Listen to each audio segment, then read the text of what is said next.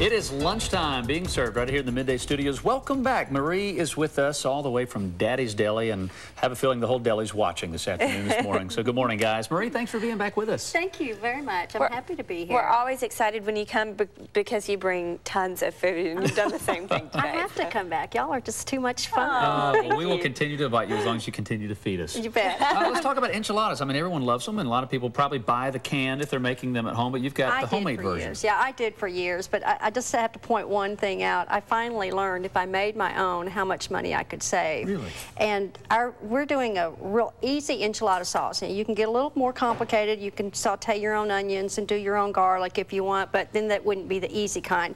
So instead of opening one can, if you're ready to open 2 cans, you can save about $9 plus. Oh, yeah, you kind of built a little comparison down here to some of the fresh things you buy as opposed to what you buy in the store. This will yield about this many, and that's all you put in it. Just, we've got the ingredients, we've got the recipe for you, some spices, some canned tomatoes, and when you make a big batch like this, there's an awful lot you can do with it. Naturally, you can do enchiladas. We have to do an enchilada with it. Right. But you can expand it a little bit. It doesn't have to go into everything that is Tex-Mex. We use it in our spinach dip that we make at Daddy's Deli, and people really like it. We had that last time. Right. I actually like to make it in a tartar sauce for my baked tilapia.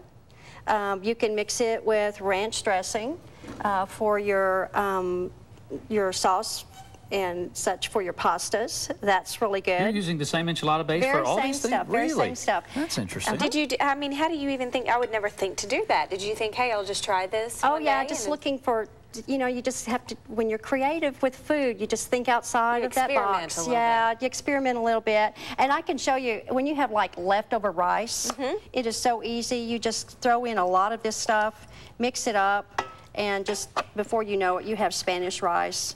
And then you can just plate it up, warm it, plate it. It goes, of course, with your enchiladas, of course. But what we like is just trying new things. You can make your own salsa with it. You chop your tomatoes, your cilantro, and your onions and such. Mix a little of your enchilada sauce in there. Stir it, let it sit a day or so, and it's just wonderful. You can make it as hot or as mild as you want. That's always really good. Another thing is, I mentioned the tartar sauce. Mine is a little different. I do a Thousand Island dressing and mix in a little of your enchilada sauce that you just made. And it just kind of gives it a little bit of a nice tangy sauce that mixes really well with fish, any kind of fish. And you can just pour that right there. And you brought some breaded tilapia, which you guys have as well, right? I did a breaded tilapia.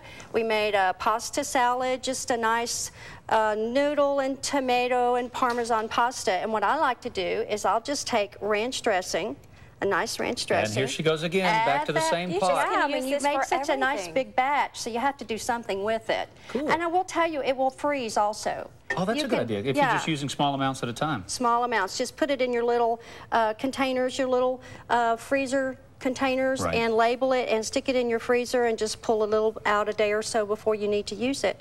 And then you've got your sauce. Look at this. I'm excited about this. I'm going to try this. and she means it. She really is.